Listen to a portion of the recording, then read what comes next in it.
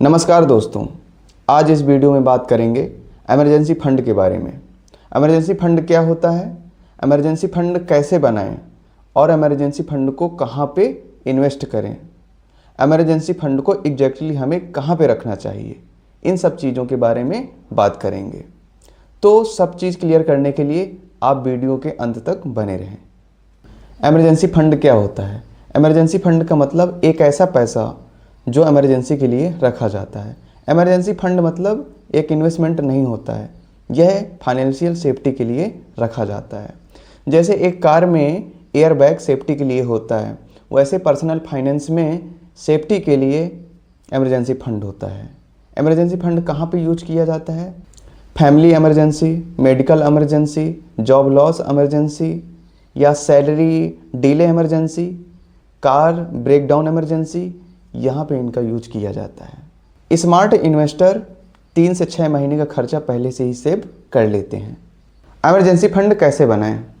बहुत लोग सोचते हैं इमरजेंसी फंड बनाने के लिए मेरे पास तो एक्स्ट्रा पैसा ही नहीं बचता, लेकिन इमरजेंसी फंड कोई एक दिन में नहीं बन जाता है, उसके लिए स्टेप बाय स्टेप बनाना पड़ता है। जैसे स्टेप नंबर 1, आप पहले मंथली खर्च इंक्लूड कर लो, जैसे कि EMI, food, electricity, medicine, school fees.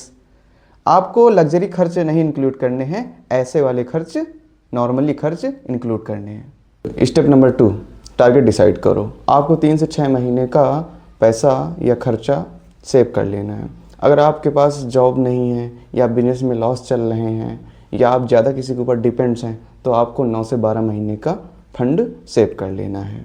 Step number 3, एक सेपरेट अकाउंट बनाओ। सबसे बड़ी मेन मिस्टेक्स ये होती है कि इमरजेंसी फंड को नॉर्मल सेविंग अकाउंट में मिक्स कर देना। इसलिए हमें एक नया अकाउंट अलग या एक नया बकेट हमें बनाना चाहिए, जिसका नाम देना चाहिए emergency fund do not touch. Step number 4, automation. आपको सैलरी आते ही ऑटो ट्रांसफ़र सेट करना है, जिससे आपकी क्या करें इन्वेस्टमेंट कट सके। आपकी इन्वेस्टमेंट चाहे 2000 हो चाहे 5000 हो, पर आपको सैलरी आते ही आपको ऑटो ट्रांसफ़र सेट करना है। स्टेप नंबर 5, वाइंडफॉल यूज करो। गिफ्ट मिला या बोनस मिला या टैक्स रिफंड मिला हो, उसका 50 से 80% आपको इन्वेस्टमेंट करना है। Emergency fund investment. अब सबसे बड़ी कन्फ्यूज़न लोगों को ये रहती है कि इमरजेंसी फंड इन्वेस्ट करें या न करें, लेकिन इसका आंसर है यस, बट सेफ्टी। मतलब हमको क्या करना पड़ेगा, सेफ्टी को माइंड में रखना है। इमरजेंसी फंड का मेन गोल ये ना हो कि हमें हाई रिटर्न चाहिए, गोल ये हो कि हमें उसको सेफली जगह, सेफ्टी की जगह पे हमें उसे इन्वेस्टमेंट करना है। और इसके बाद मार्केट के क्रैश होने पर 30% इमरजेंसी फंड डाउन नहीं होना चाहिए। Emergency fund investment. अब सबसे बड़ी कन्फ्यूज़न लोगों को ये रहती है कि इमरजेंसी फंड इन्वेस्टमेंट करें या ना करें, लेकिन इसका जवाब है यस, बट सेफ्टी। हमें क्या करना होता है कि सेफ्टी को हमें माइंड में रखना होता है। हमें ये नहीं माइंड में रखना कि इमरजेंसी फंड से हाई रिटर्न मिले, हमें ये रखना है कि कहाँ पे ये सेफ़ रहेगा जहाँ पे हम इसे इन्वेस्ट करें। आपको स्टॉक्स या क्रिप्टो जैसे म्यूचुअल फंड्स में आपको इन्वेस्टमेंट नहीं करना, ये रिस्की होते हैं।